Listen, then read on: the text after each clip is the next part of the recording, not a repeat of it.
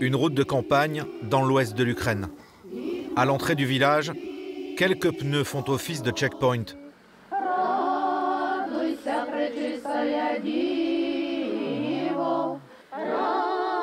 Ce jour-là, les habitants se sont réunis pour une messe en plein air.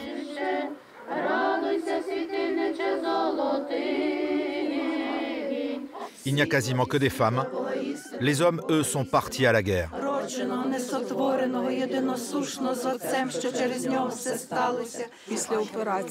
Le fils de ma sœur se bat dans l'est de l'Ukraine.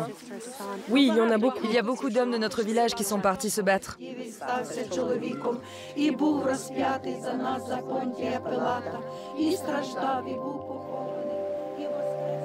La guerre est encore loin de Rakovets, un petit village de 200 habitants à l'ouest du pays.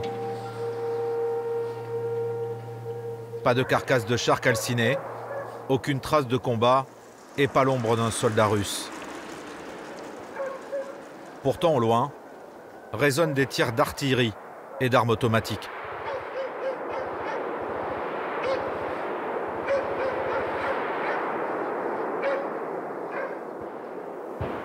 Derrière cette colline se trouve un camp militaire installé là en 1956.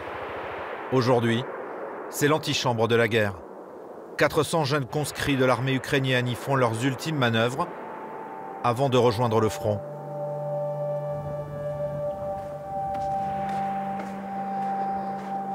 La guerre est encore loin, là-bas à l'est. Mais la vie de Senskiv Miroslavovitch, comme celle du village, n'est déjà plus la même.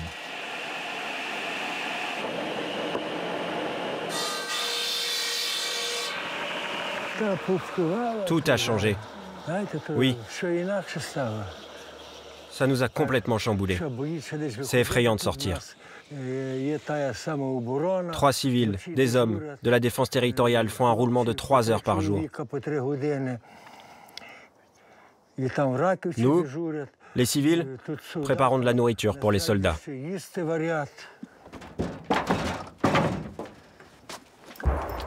Senskiv a 71 ans. Je croyais avoir laissé la lumière allumée.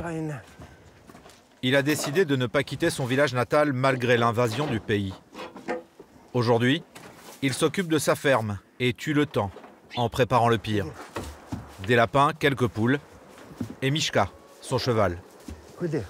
Allez, sors, n'aie pas peur. Qu'il sort les lundis et vendredis. Même les poulets ont peur.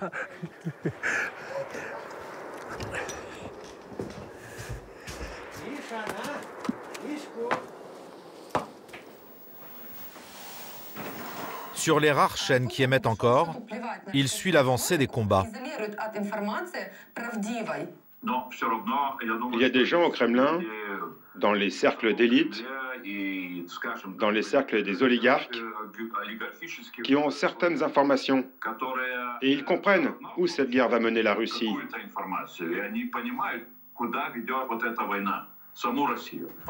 Sa femme a dû partir pour raison médicale. Ses 2 fils, eux, servent actuellement dans l'armée ukrainienne. L'un de mes fils est colonel au ministère de la Défense. Et le deuxième est un ancien des forces spéciales. En ce moment, il est au bureau de recrutement de la région de Khmelnytsky. Il n'a pas encore été évacué, car sa femme doit accoucher dans 1 semaine. Tout comme ses fils, Senskiv est prêt à prendre les armes si jamais les troupes russes entraient dans Rakovets. Fuir n'est pas une option. Je ne vais nulle part. Je vais rester ici, c'est ma terre. Si un moscovite vient, j'aurai une mitrailleuse.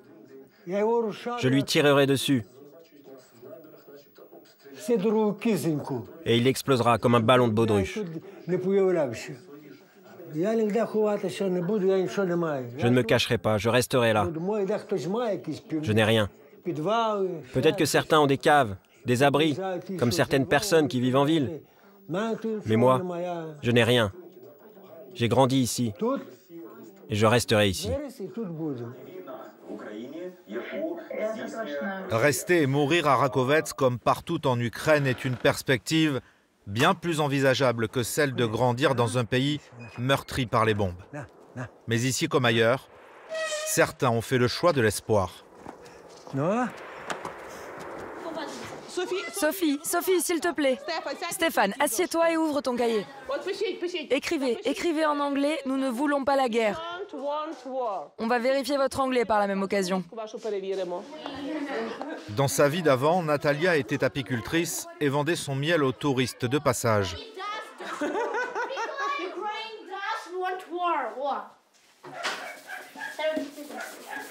Aujourd'hui, elle ne quitte que très rarement son domicile. Avec la guerre, les écoles ont fermé leurs portes. Du coup, Natalia remplace les instituteurs et les professeurs de ses enfants. Les enfants plus grands apprennent aux petits. Et nous, les parents, nous faisons la leçon aux plus grands. Il y a beaucoup de cours qui sont disponibles via Internet pour l'instant. Des cours pour étudier selon les niveaux. Mais le plus important, c'est de responsabiliser les plus âgés pour qu'ils s'occupent des plus petits. Les filles organisent des classes et nous, on met au point des devoirs pour les plus grands. De cette manière, ils deviennent curieux parce que c'est un jeu pour eux. Bien sûr, l'ambiance est un peu dissipée.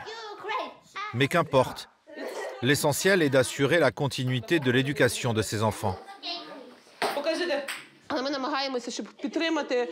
On essaye de les faire étudier même pendant la guerre. Parce que quand la guerre sera finie, on aura besoin d'enfants intelligents pour reconstruire l'Ukraine. C'est ce qu'on essaye d'expliquer à nos enfants. Que raconte ton dessin? C'est un Ukrainien qui a vaincu la Russie. Pourquoi as-tu dessiné cette image? Ce dessin est dédié à mon père, parce qu'il se bat pour l'Ukraine. Tu t'inquiètes pour ton père? Oui, je suis très inquiète et je suis triste. Comment imagines-tu ton avenir? J'espère que l'Ukraine vaincra et que la Russie n'attaquera plus jamais l'Ukraine. Le père d'Alena fait partie des quelques hommes encore au village. Il est venu grossir les rangs de la défense territoriale et tient le checkpoint à l'entrée de Rakovets. Natalia, son mari et leurs 9 enfants ont décidé de ne pas se jeter sur les chemins de l'exil. En famille, ils ont pris la décision de rester au village. Il y a une expression, les rats quittent le navire. Moi, je ne veux pas devenir le rat. En restant ici, on peut aider les autres. C'est encore calme là, il n'y a pas de bombardement. Je ne peux pas fuir et espérer que les autres m'aident. Je préfère rester là avec mes enfants. Les enfants sont absolument d'accord.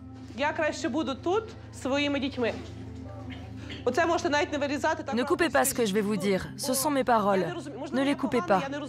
Je ne comprends pas les gens qui partent au moment même où ils peuvent aider. Je sais c'est dur, mais dites à tout le monde ce qu'il en est vraiment.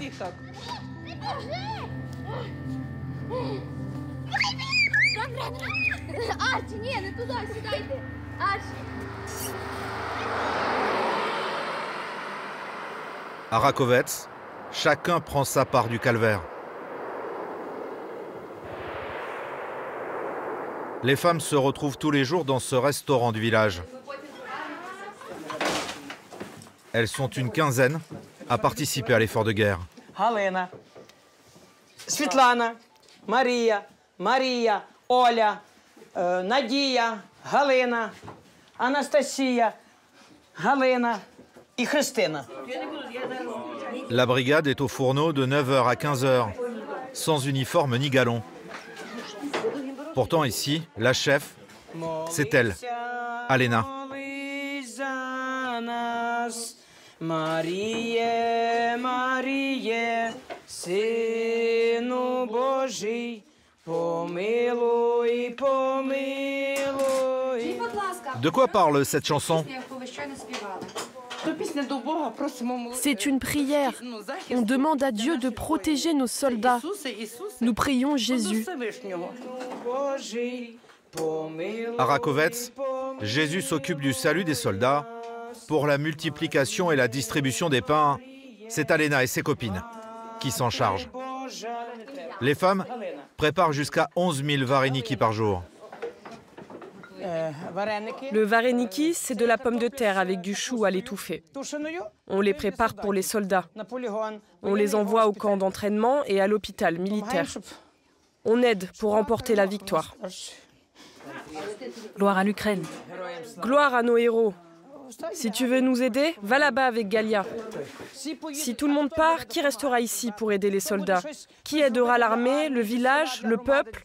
Ce n'est pas possible que tout le monde parte. Quelqu'un doit rester. Nous sommes là, chez nous, dans notre pays natal, notre patrie. Oui, les enfants et les vieux doivent partir.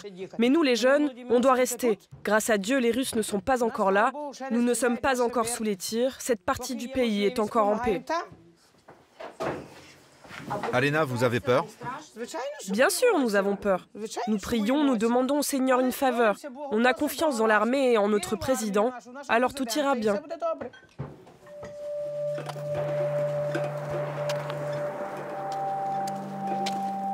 À Rakovets, il existe une source d'eau sacrée. Un sanctuaire dans lequel Senskiv se rend régulièrement. La légende veut qu'au XVe siècle, suite à l'apparition de la Vierge, l'eau est jaillie. Une eau qui permettrait de guérir et de soulager. Mais depuis le début de la guerre, le vieil homme vient ici prier pour les enfants de Rakovets. J'ai prié pour ceux qui sont partis à la guerre, mais aussi pour la paix en Ukraine. Pour que la paix vienne en Ukraine. J'ai prié pour ça. Nos garçons sont partis se battre et l'un d'eux a été blessé. Il est à Kiev. Je prie pour lui et pour tous les autres. Ce jour-là, la guerre était encore loin de Rakovets.